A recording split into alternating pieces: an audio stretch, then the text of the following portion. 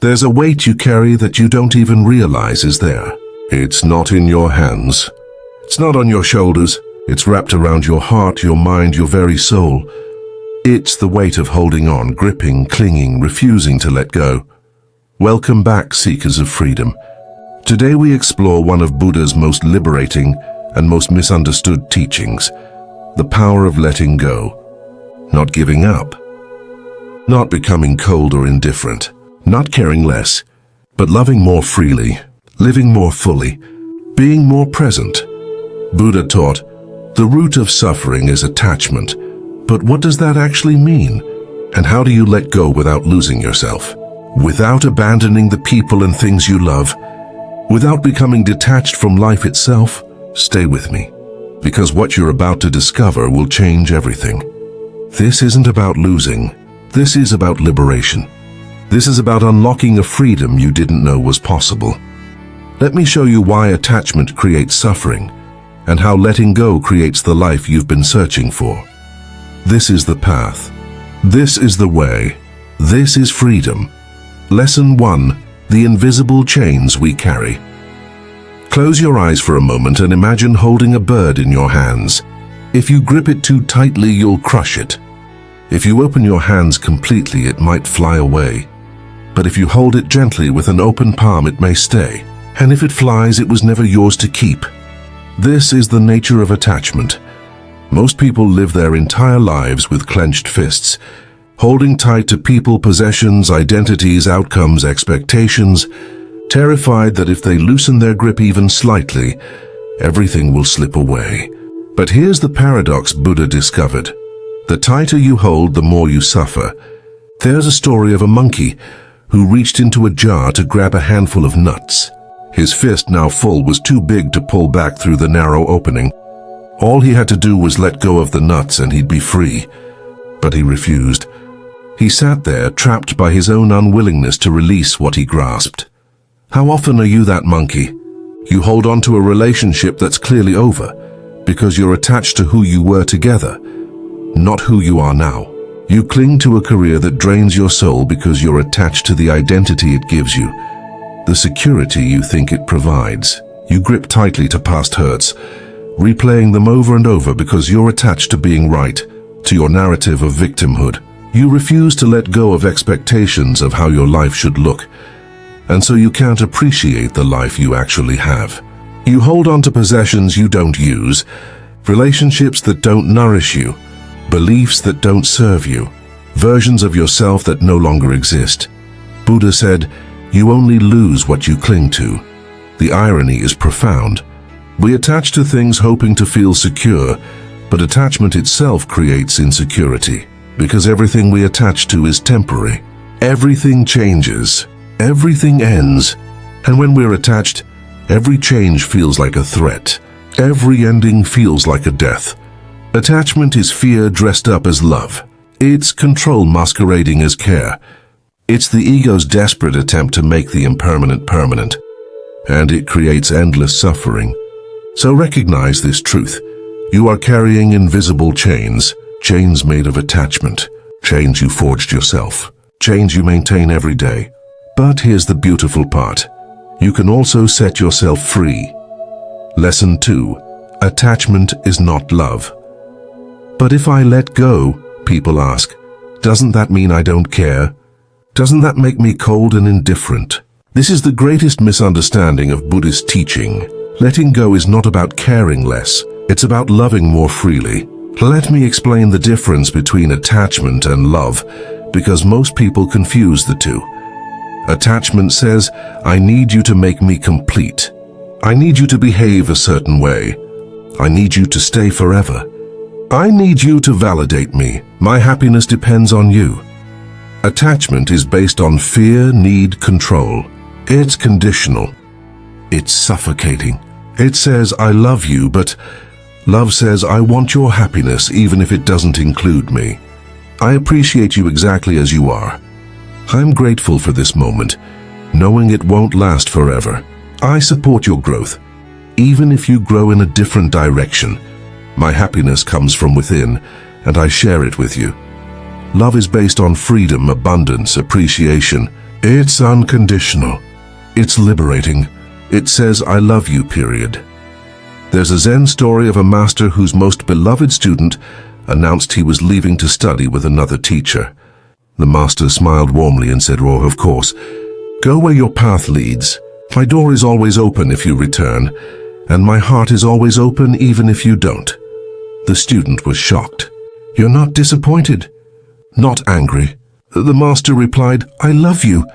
That means I want what's best for you, not what's comfortable for me. Attachment would make me hold you here. Love sets you free. This is the difference. When you're attached to your child, you try to control their choices, live through their achievements, and feel devastated when they don't meet your expectations. When you love your child, you guide them, support their authentic path, and feel joy in their becoming, even when it looks different than you imagined. When you're attached to your partner, you need constant reassurance, feel threatened by their independence, and try to change them into who you want them to be. When you love your partner, you trust them, celebrate their growth, and appreciate who they authentically are. Buddha taught, attachment leads to suffering. Love leads to freedom. So let go of attachment, but never let go of love. In fact, when you release attachment, your capacity to love expands infinitely, because now you're not loving from need, but from abundance. Not from fear, but from freedom. This is the paradox. The less you hold on, the more you can truly love. Lesson 3. The prison of desire. Buddha identified desire as one of the primary forms of attachment that binds us to suffering. This is craving, always wanting more, the next purchase, the next experience, the next achievement, the next distraction. You get a new phone and for a moment you're satisfied. Then you see a newer model. The satisfaction vanishes, the craving returns. You achieve a goal you've worked toward for years. For a brief moment you feel complete. Then your mind immediately moves to the next thing. What's next? What more can I get? This is the hedonic treadmill. No matter how fast you run, no matter how much you accumulate, satisfaction remains just out of reach. It's like drinking salt water when you're thirsty.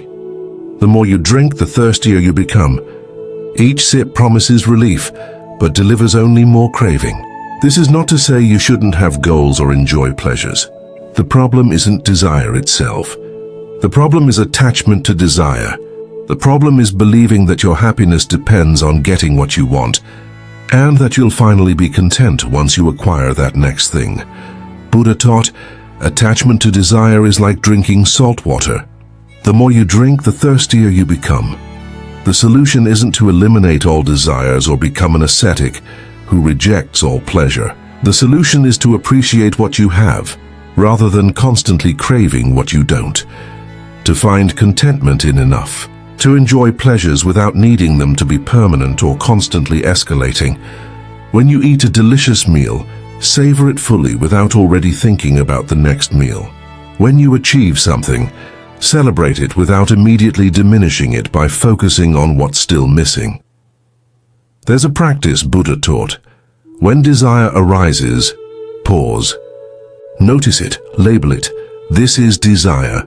Then ask, do I need this or do I just want it? Will having this truly make me happy? Or will it just create temporary satisfaction followed by new craving? What am I really seeking beneath this desire? Often what we're truly seeking isn't the object itself, but a feeling we think the object will give us. We don't want the expensive car. We want to feel successful. We don't want the relationship. We want to feel loved. We don't want the achievement. We want to feel worthy. And here's the profound truth. Those feelings don't come from external acquisitions. They come from within. They come from the practice of contentment, gratitude, and self-acceptance. When you cultivate these internally, you can enjoy desires without being enslaved by them. You can pursue goals without your happiness depending on achieving them. You become free to want without needing. And that's liberation. Lesson 4. Clinging to being right.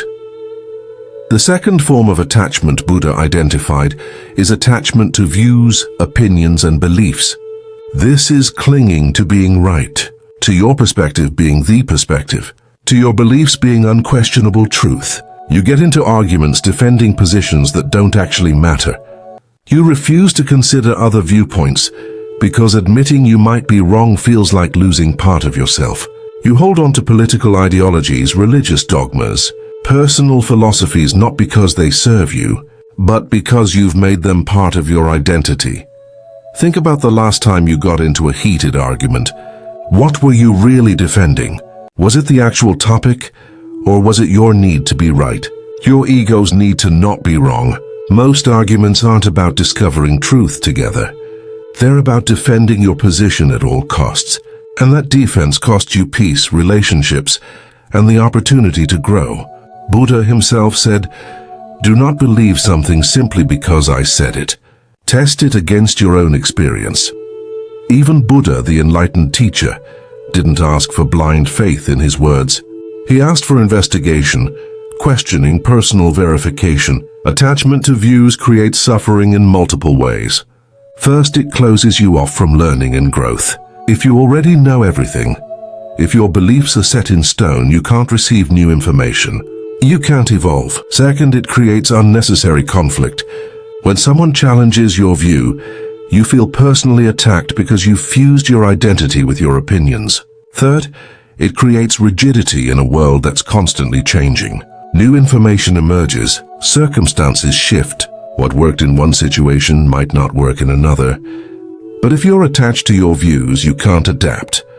The practice here is to hold your beliefs lightly, to say, "This is what I currently believe based on my current understanding. I'm open to new information that might shift my perspective."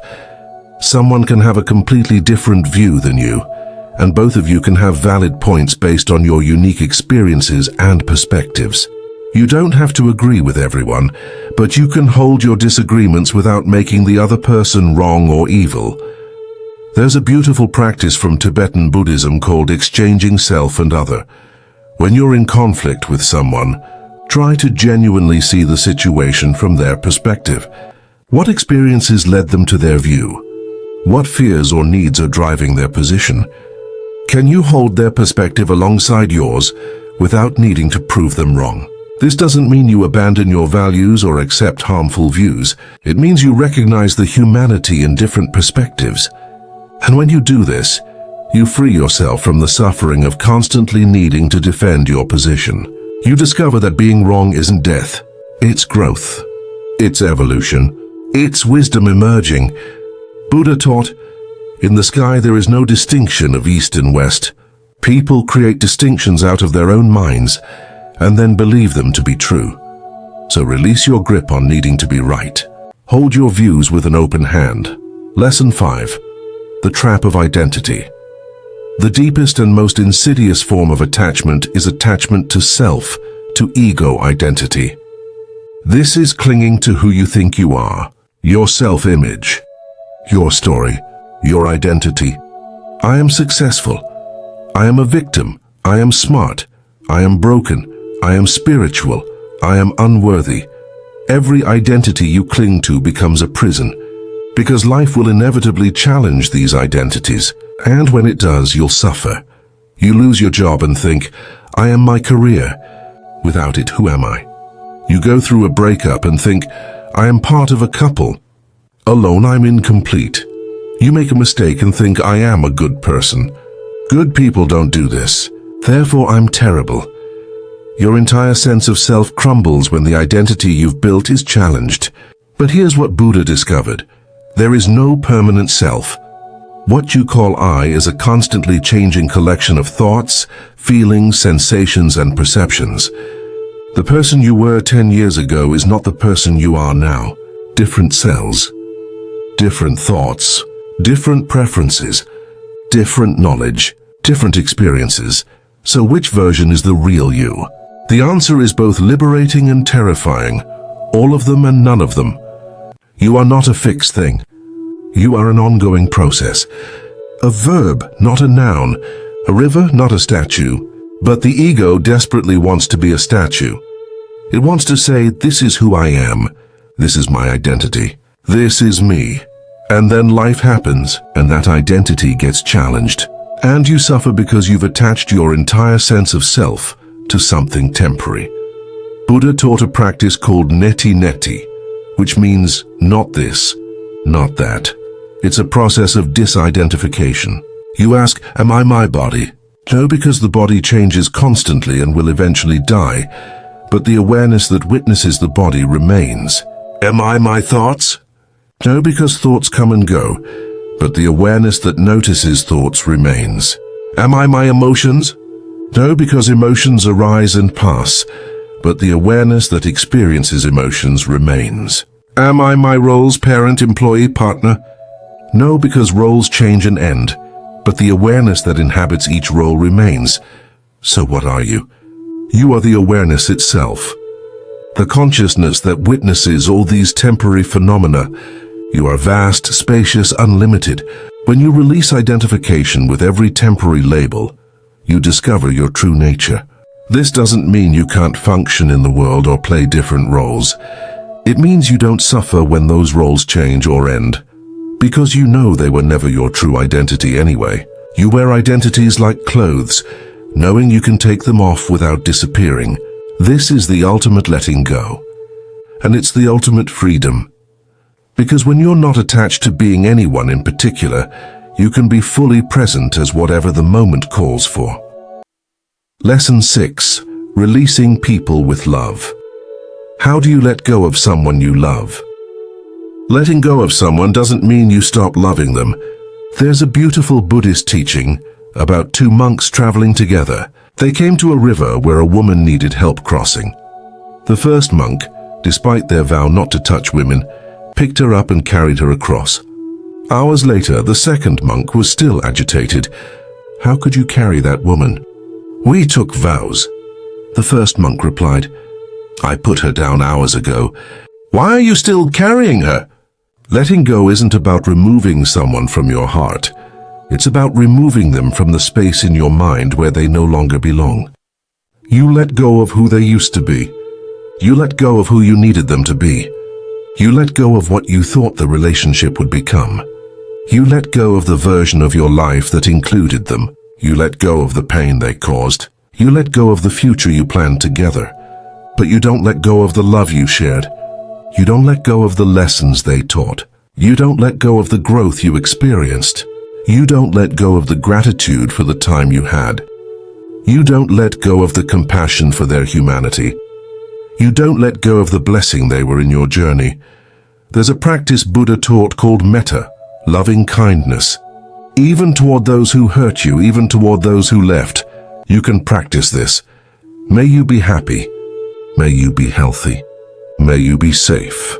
May you live with ease. This isn't for them. It's for you. It's how you release the energetic grip. It's how you transform pain into peace. When you can genuinely wish them well even from a distance, you're free. Another practice, write them a letter you'll never send. Say everything you need to say. The anger, the hurt, the gratitude, the love, the goodbye. Then burn it.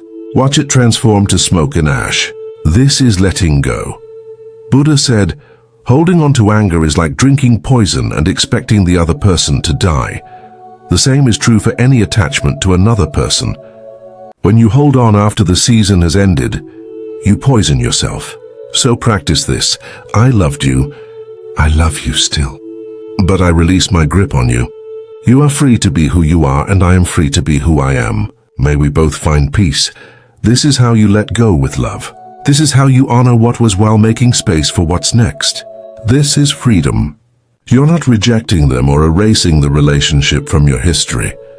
You're simply acknowledging that this chapter has closed, and you're choosing to turn the page rather than rereading the same chapter for the rest of your life. When you let go with love, you discover that your heart is actually bigger than you thought, big enough to hold the memory without being imprisoned by it, big enough to cherish what was without demanding it continue.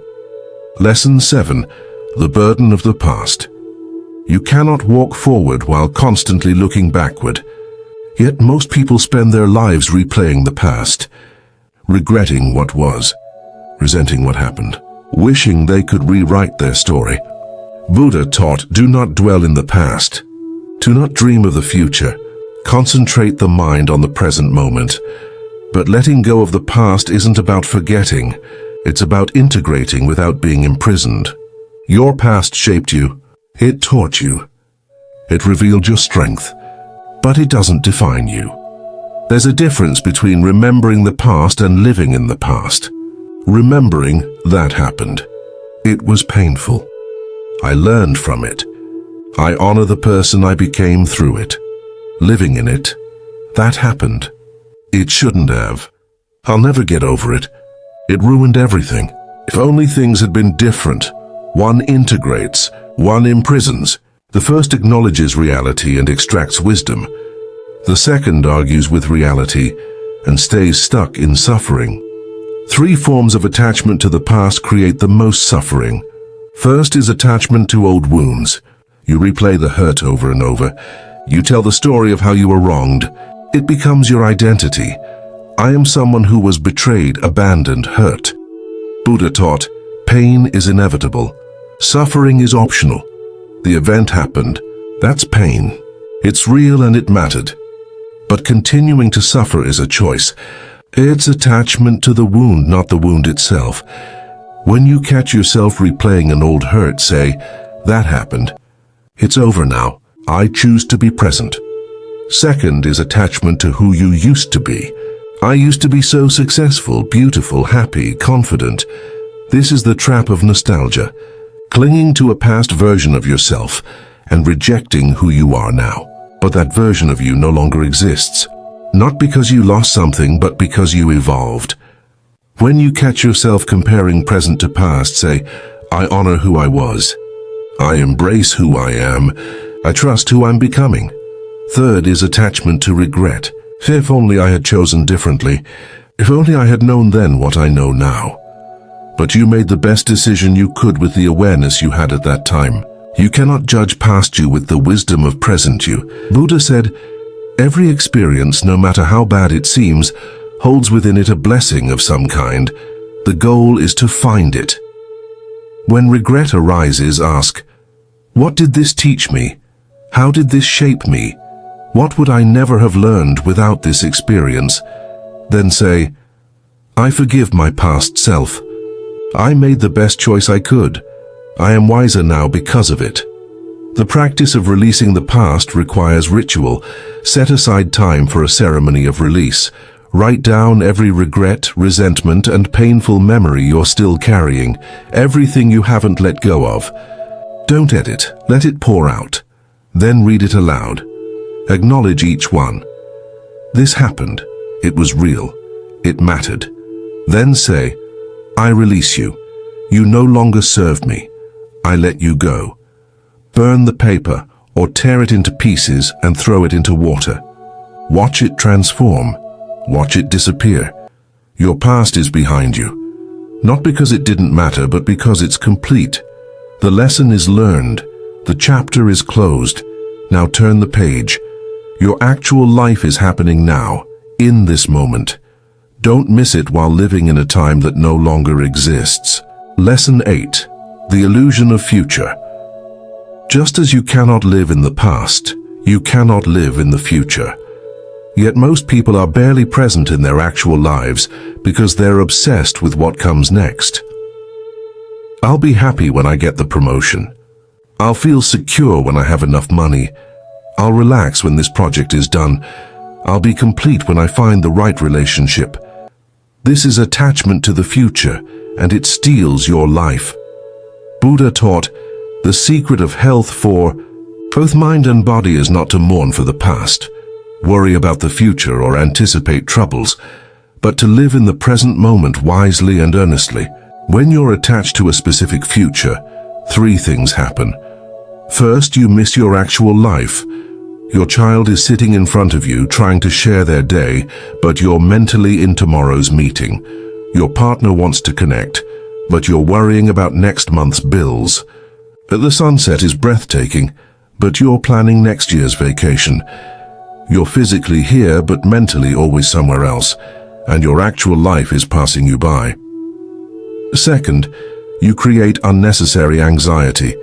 Most of what you worry about never happens. Studies show 85% of what we worry about doesn't come true. And of the 15% that does, most people handle it better than they imagined. So you're suffering over imaginary futures, creating pain over possibilities. Buddha said, if a problem can be solved, there is no use worrying about it. If it can't be solved, worrying will do no good. Worry is useful only if it leads to productive action. Otherwise, it's just mental torture. Third, you close yourself to better possibilities. When you're rigidly attached to how the future must be, you can't see the opportunities that are actually appearing. There's a story of a farmer whose horse ran away. His neighbors said, "Such bad luck." He replied, "Maybe." The horse returned with wild horses. "Such good luck," they said. He replied, "Maybe." His son broke his leg training the horses. "Such bad luck," they said. He replied, "Maybe."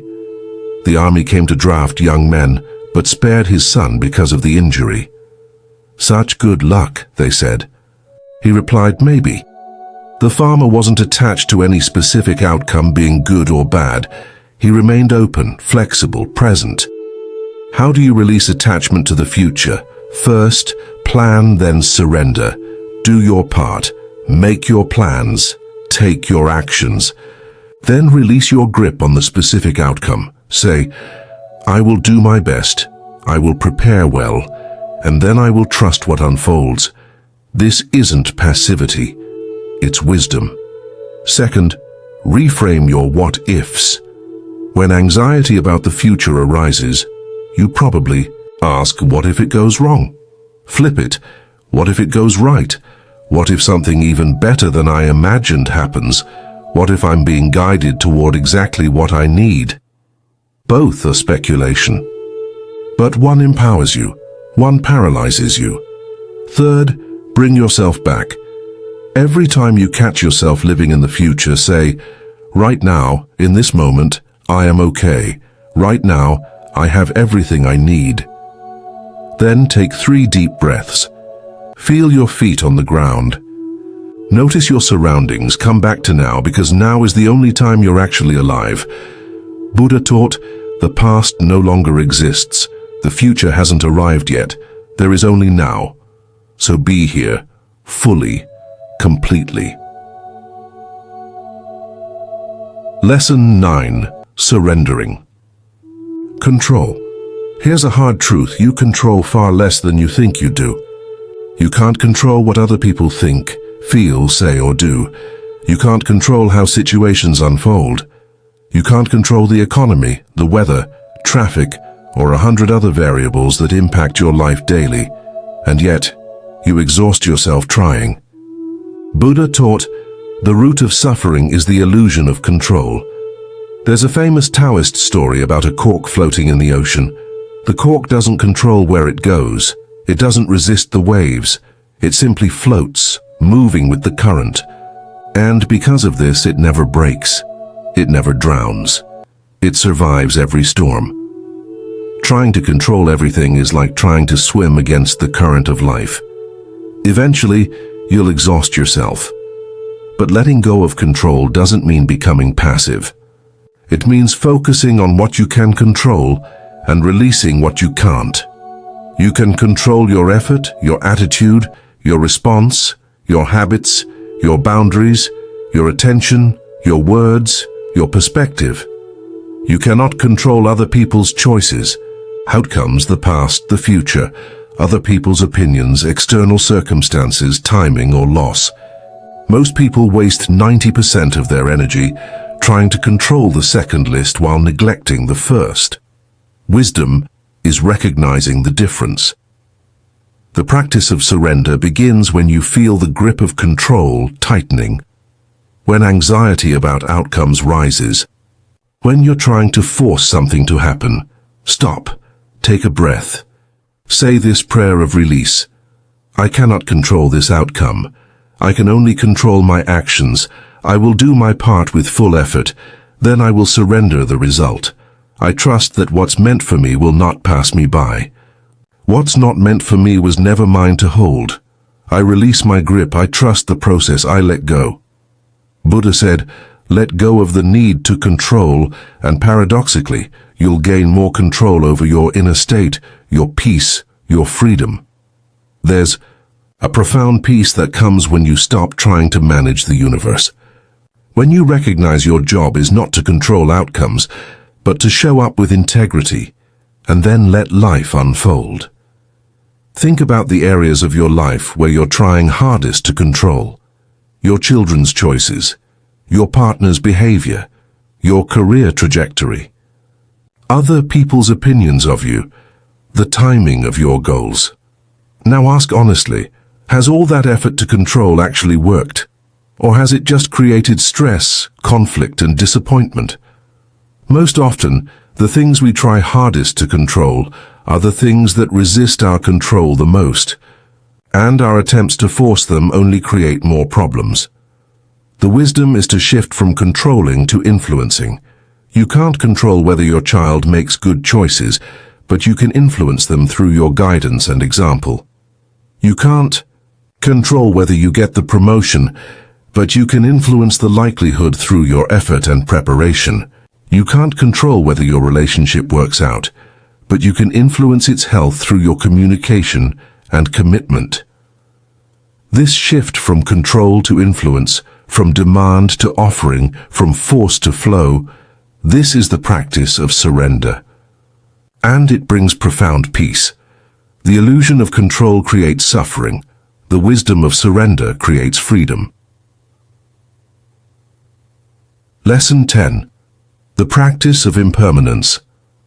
Buddha's teaching on impermanence, anicca, is perhaps his most fundamental and most liberating truth. Everything changes. Nothing lasts. All things are temporary. This might sound depressing, but it's actually the key to peace. Why? Because most of your suffering comes from clinging to what must change. You cling to youth, but the body ages. You cling to relationships, but people evolve. You cling to circumstances, but life shifts. You cling to feelings, but emotions are temporary. And every time you resist impermanence, you suffer. But when you accept impermanence, peace becomes possible even in difficulty. There's a story of a woman who lost her child. Devastated, she went to Buddha begging for him to bring the child back. Buddha said, I will help you. But first, bring me a mustard seed from a home that has never known death. She searched everywhere. Every home had lost someone. Every family knew grief. When she returned, she understood. Loss is part of life. Impermanence is not your personal curse. It's the nature of existence. The practice of impermanence works both ways. When you're in pain, remember, this too shall pass. Nothing lasts forever, including suffering. The intensity you feel right now will shift.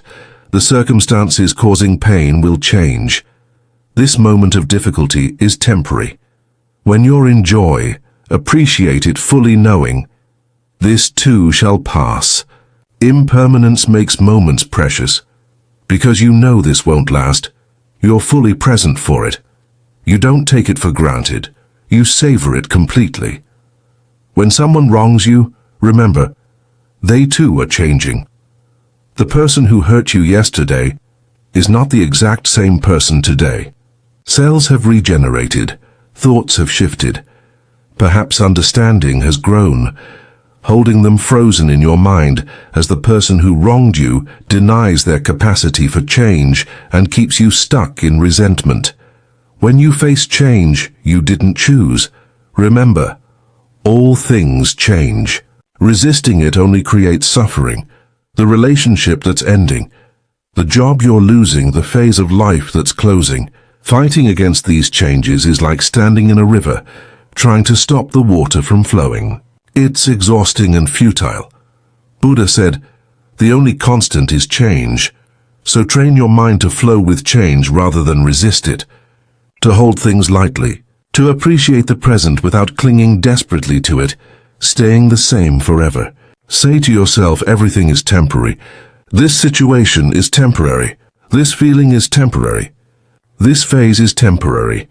Not to dismiss what's real, but to remember the bigger truth. Nothing is permanent. This brings profound peace, because you stop fighting the fundamental nature of reality. You learn to be present with what is, while remaining open to what's becoming. You develop what Buddhists call equanimity, the ability to remain centered whether circumstances are pleasant or unpleasant. Knowing both will change. You're not detached from life. You're fully engaged with life while understanding its temporary nature. Practice daily contemplation of impermanence. Look at a flower and know it will wilt. Feel grateful you can see it now. Hold your loved one and know this moment will end. Let that knowledge deepen your appreciation. Experience success and know it's temporary. Let that prevent arrogance. Experience failure and know it's temporary. Let that prevent despair. This isn't pessimism. It's realism. It's wisdom. It's the recognition that everything is in constant flux, and your peace cannot depend on things staying the same. When you embrace impermanence, you discover freedom, because you're no longer at war with reality. You're flowing with it. You came into this world with open hands, empty, free, unattached. Somewhere along the way you closed your fists. You started holding on, gripping, clinging, afraid to lose what you'd gained. But Buddha's teaching invites you back to your original nature, back to openness, back to freedom. Letting go is not about becoming less. It's about becoming more. More present, more loving, more free, more alive, more you. Because when you're not defending an identity, controlling outcomes, clinging to the past, or grasping for the future, you can finally be here, now, fully. And this moment, this precious, fleeting, irreplaceable moment, is where life actually happens. Not in the future you're planning, not in the past you're replaying, but here now. So let go of what you cannot hold. Release what's not meant for you. Open your hands and your heart. Trust that what's truly meant for you will remain, and what leaves was always meant to be temporary. Buddha said, let go of what has passed. Let go of what may come. Let go of what is happening now. Don't try to figure anything out. Don't try to make anything happen. Relax right now and rest. This is the invitation. This is the path. This is peace. So breathe, release, let go, and discover the freedom that was always yours. If this teaching touched your soul, share it with someone who needs to hear it. Subscribe for more wisdom teachings. Comment below, what are you ready to let go of? And remember, the tighter you hold, the more you suffer. The more you release, the more you're free. Until we meet again in the space of surrender, stay open, stay present, stay free. Namaste.